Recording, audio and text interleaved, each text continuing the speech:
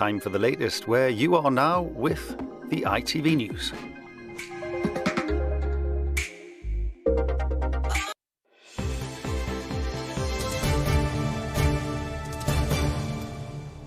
Good evening, I'm Faye Barker.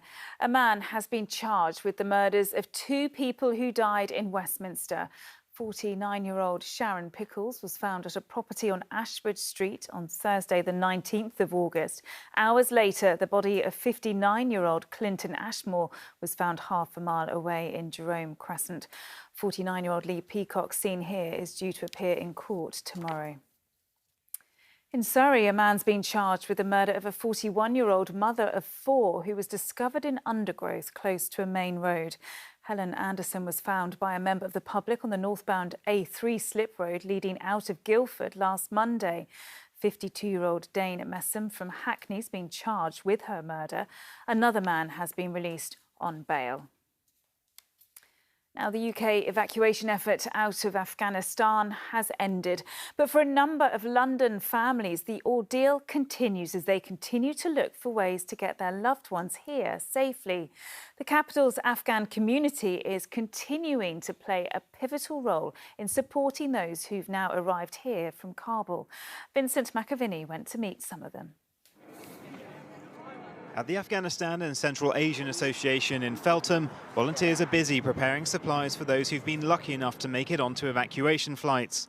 For now, they're staying in quarantine hotels, but in 2 weeks they'll be starting their lives all over again with what little they managed to carry with them. For some here, though, their relatives weren't as fortunate as those they're packing boxes for. They're all currently hiding from, obviously, the whole situation, as they have members within the family that have worked for the US and the UK government. And still stuck, fearing their life, counting minutes, seconds, taking every day as it comes. Adnan, not his real name and whose identity we're protecting, is a British citizen who travelled back to Afghanistan to try to get his wife, 4 children and extended family out of the country. They've spent much of the past week at the airport trying to escape, but have been abused by the Taliban and were caught in the bomb blast. They're now all stuck in Kabul. I'm extremely worried. I request the UK government, Mr. Johnson's, to just find an alternative way to evacuate British citizens from here. It's not only me. There's even more than 1,000 people out here with their families. Taliban, they are very in human rights, especially for women and kids. They're really bad. Their reputation are really bad on this. In Camberwell, his brother, who we're calling Ahmed, has previously worked for the British Army. He now feels powerless to help his family, including his wife and 2 young children. To get them into the airport, and as soon as the bomb blast happened, and he was telling me, he says, your son was just like, he was screaming and he put himself on the floor. The only thing we can hope for is to get the British government and get them out somehow, you know. When you can't do anything, then you feel the pain, you know. Everybody can't feel this pain, the one I have. So while some reunited families prepare to start their new life in the capital, for many others it's an anxious wait with fewer and fewer options. Vincent McAviney, ITV News. Now let's take a look at the sport.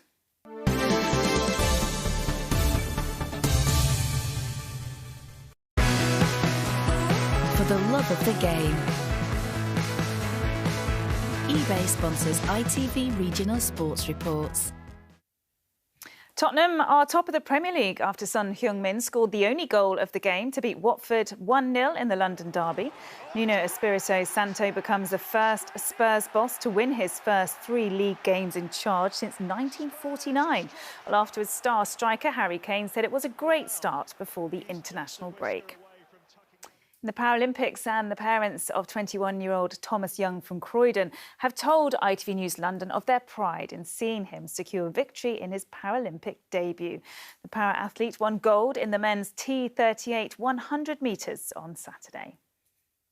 We were just so over the moon for Thomas when he won, because he really, really wanted that medal. And we're just still in shock and amazement, not that he did it, but that everything that's happened, really.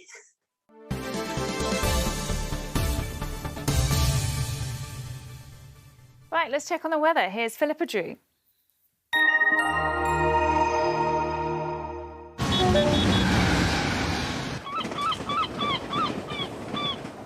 Great Western Railway sponsors the ITV London weekend weather.